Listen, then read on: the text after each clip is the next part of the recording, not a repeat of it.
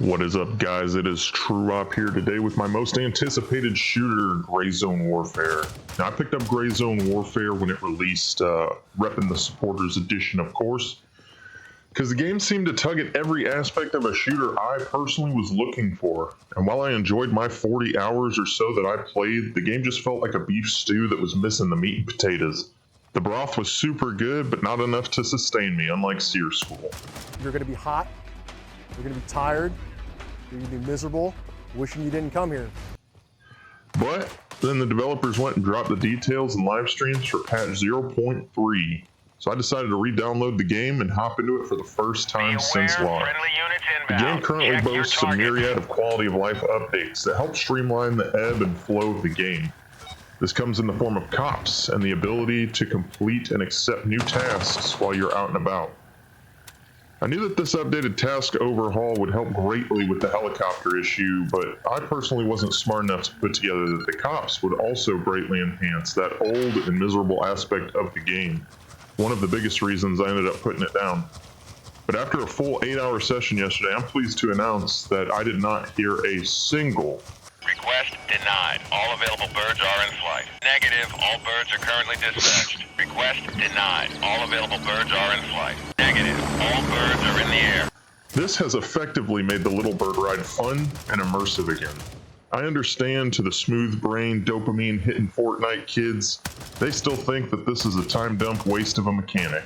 There's not enough there for me to jump over that game. I've seen plenty of gameplay, lots of walking around, lots of sleeping in hammocks, posting up, trying to find another player on the map, just running around endlessly. It's just a bunch of trees. Every time I look at that game, I feel like it's just a bunch of trees. But come on, guys. To this day, even real world, there is nothing cooler than sitting seats out on a Black Hawk. Or a Little Bird if you happen to be one of those cool guys. The cops have also effectively increased the amount of time you can be out on operations because you can do everything that you can do at the main base. You can purchase items from vendors, clear your inventory out into your main storage, or simply restock.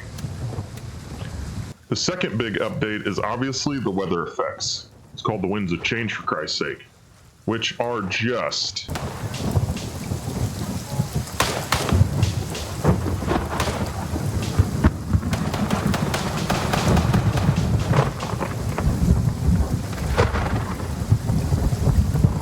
I mean, there isn't much to say about this other than they absolutely killed it. There are a few things that look a little wonky here and there. The fuck is this? But overall, it looks absolutely stunning. The performance seems to be better overall, but it's still not the best. I run most of my settings on low, and I still get pretty nasty stutters like this. It is almost exclusively when on Little Birds though, and the weather really seems to ramp that up.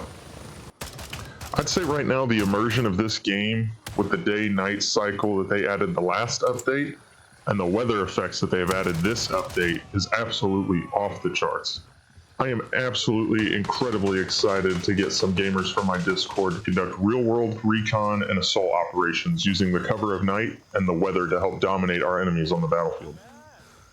They added strike missions, which are new missions that allow a more dynamic and time-sensitive task that has more lethal AI and better awards. This helps push your co-op PvE gameplay and just gives it a little more vigor and life. They've made some significant changes to not only enhance the PvP experience, but incentivize it, which was the major thing missing on launch. One of my favorite things about the PvP in this game on launch was how organic it felt and how intense and long a firefight can actually be. But outside of doing a task at the same time as someone on the enemy faction, there was no tangible way to engage in PvP. The cops now give great alternatives to that organic PvP by allowing factions to attack and defend certain objectives. My only concern is how well this will play out in the long run as the player base thins back out, but only time will tell. For the PvP, they've added armbands, and while I initially thought there's no way I'm going to be able to see an armband, it is actually incredibly effective.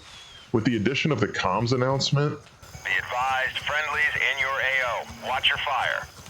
it gives you a cue to pull up the map real quick and just see where your friendlies are in vicinity to you, and has drastically helped with me not pop-shotting my teammates as I scream in terror. Night vision and the day-night cycle came out with the previous patch, but I didn't play it. So I do want to talk about it here for a minute. The night vision is okay. It's not great. I think they have a decent idea for what it looks like, but for me it's not executed the greatest.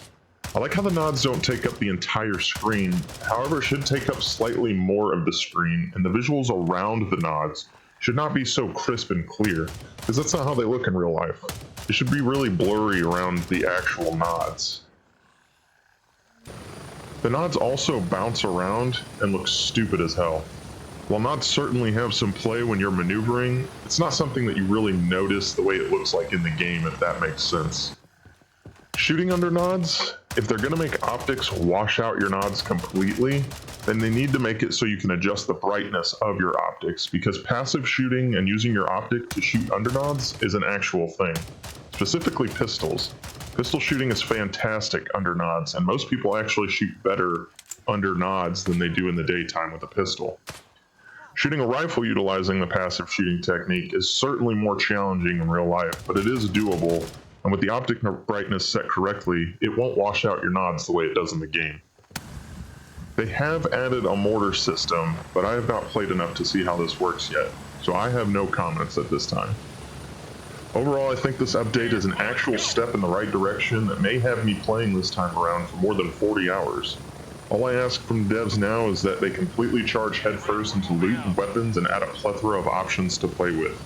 I completely understand that their next major direction is going to be with the lore, but I hope the underlying layer of that cake is going to be more weapons, more attachments, and more lootable items to sell and make money with. This is Tru Op, guys. If you enjoyed this quick review, give it a like, subscribe, let me know in the comments below if you're playing Gray Zone and what you think about it, and I'll see you guys in the next video. Peace.